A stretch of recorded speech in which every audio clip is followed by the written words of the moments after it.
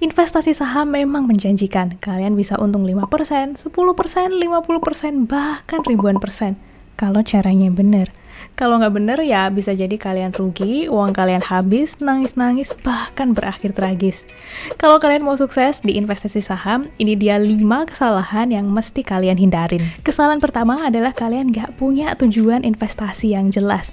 Kalau sekarang kalian main saham karena menurut kalian itu keren, atau karena kalian ikut-ikutan teman kalian doang, lebih baik kalian stop dulu. Investasi itu cuma alat bantu untuk mencapai tujuan keuangan kalian. Sama kayak orang naik pesawat, yang dicari bukan naik pesawatnya, tapi traveling di tempat tujuannya. Tujuan keuangan sendiri bisa macam-macam dan bisa mulai dari hal-hal simple. Misalnya, teman-teman berencana untuk menikah 3 tahun lagi dan butuh budget 100 juta. Sementara sekarang, teman-teman baru punya uang 80 juta. Nah, kalian bisa investasikan uang kalian ke instrumen yang returnnya 8% per tahun untuk memenuhi 100 juta tadi. Atau kalau misalnya kalian pengen DP rumah 5 tahun lagi dan uang kalian kurang 200 juta. Daripada kalian nabung 3,3 juta per bulan untuk mencapai 200 juta, kalian bisa nabung 2,8 juta saja di instrumen investasi yang return per tahunnya 10 tahun. Kalau kalian udah tahu apa tujuan investasi kalian bisa lebih gampang milih instrumen apa yang cocok dan saham apa yang cocok buat kalian. Karena mungkin bisa jadi kebutuhan keuangan kalian itu nggak perlu dipenuhi dengan investasi saham.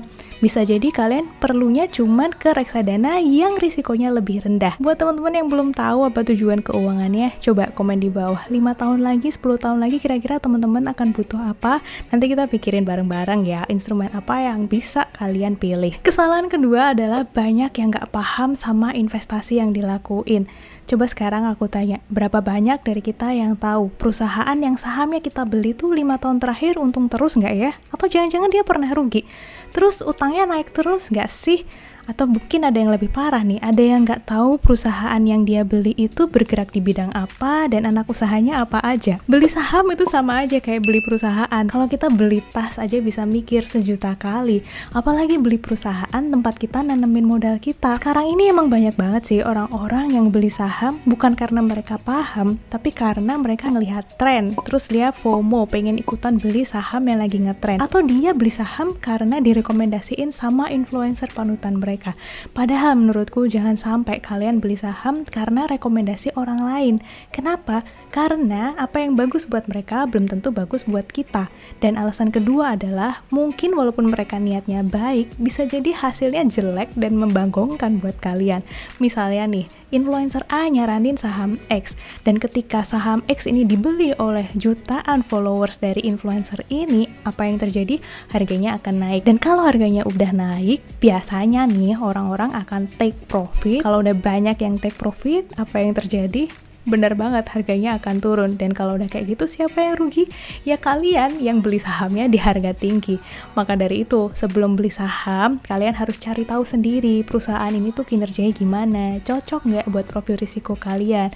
Dan saranku nih, kalian beli saham yang kalian yakin perusahaan ini tuh 5 tahun ke depan masih akan berdiri. Kesalahan ketiga adalah kalian tidak mendiversifikasi portofolio investasi kalian. Diversifikasi ini maksudnya adalah menempatkan investasi ke beberapa jenis instrumen investasi atau ke beberapa saham. Kalian terlalu cinta gitu sama satu saham sehingga punyanya cuma satu doang. Padahal seharusnya kalian punya 2 atau 3 saham di sektor yang berbeda. Misal kalau saham pertama kalian bergerak di bidang consumer goods, saham kedua kalian bisa pilih yang dari perbankan misalnya. Saham ketiga bisa kalian pilih misalnya saham teknologi atau properti atau apapun, yang penting sektornya berbeda. Kenapa mesti seperti itu? Karena jika satu sektor ini memiliki kinerja yang jelek, misalnya harganya lagi turun, portofolio kalian bisa kebantu dengan sektor lain yang mungkin kinerjanya masih bagus. Nah, selain mendiversifikasi dari sisi sektor, kalian bisa juga diversifikasi untuk membeli saham di luar pasar Indonesia, misalnya di pasar US. Sekarang juga udah banyak banget aplikasi yang bisa membantu kalian membeli saham di US. Buat kalian yang masih bingung juga mau diversifikasi saham apa aja, bisalah kalian mulai dulu dengan beli reksadana. Ini juga berlaku kalau kalau misal modal kalian terbatas. Karena di reksadana itu kan kalian udah langsung dapat banyak saham di reksadana saham, jadi itu bisa bantu kalian diversifikasi. Kesalahan keempat adalah kita terlalu emosional dalam investasi saham. Kalau kita beli saham, terus seminggu kemudian harganya turun, ya udah nggak apa-apa, tenang aja, kita nggak perlu panik, karena naik turun harga saham itu biasa. Toh kita sudah meniatkan beli saham untuk investasi jangka panjang. Dan kalau beli saham juga harus sabar. Kalau misalnya baru 2 bulan terus harganya nggak naik, terus kalian ngomel-ngomel, itu namanya salah. Karena investasi saham tuh niatin aja 5-10 tahun buat bisa ngasih return yang kalian inginkan. Soal evaluasi dari sahamnya, bolehlah kalian cek 3 bulan sekali, 4 bulan sekali buat ngelihat. Kalau memang saham kalian itu kinerjanya jadi jelek banget, perusahaannya jadi rugi banget, nggak apa-apa, jual aja saham kalian terus cari lagi saham yang kinerjanya lebih bagus. Jangan setiap detik kalian ngeliatin saham kalian karena percuma, kecuali kalian berniat untuk jadi day trader. Tapi untuk jadi day trader juga kalian perlu ilmu dan skill, gak bisa cuma pakai feeling doang. Jadi kalau saranku sih paling aman ya udah kalian rutin nabung investasi saham di perusahaan yang memang kalian tahu kinerjanya bagus. Kesalahan kelima dalam investasi saham adalah kalian pakai uang panas buat beli saham. Dengan kata lain, kalian pakai uang buat kebutuhan sehari-hari kalian buat ngebeli saham. Bahkan gak jarang juga yang minjem ke pinjol dengan bunga tinggi untuk beli saham. Harapannya sahamnya bisa untung lebih tinggi daripada bunga pinjolnya.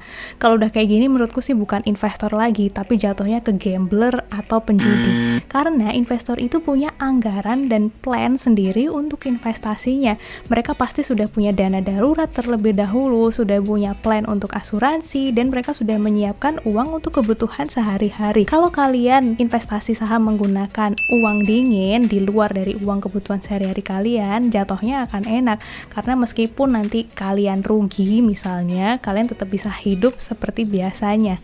Kalau kalian investasi pakai uang panas dan kalian rugi, ini bahaya banget karena banyak banget orang yang akhirnya bunuh diri karena mereka minjem di pinjol terus dipakai buat beli saham, ternyata harga sahamnya turun, jadi mereka nggak bisa ngelunasin pinjolnya. Dan menurutku ini bikin orang takut buat beli saham, masuk ke pasar modal, padahal sebenarnya yang nakutin itu bukan pasar modalnya tapi orang-orangnya.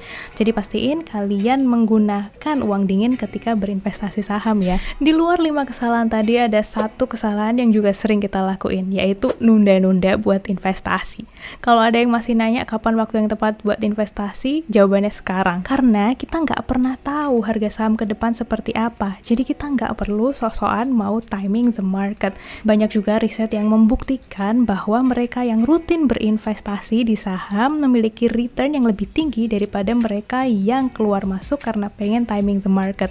Di pasar saham US dari tahun 1993 sampai 2013, mereka yang rutin berinvestasi memiliki return tahunan 9,2%.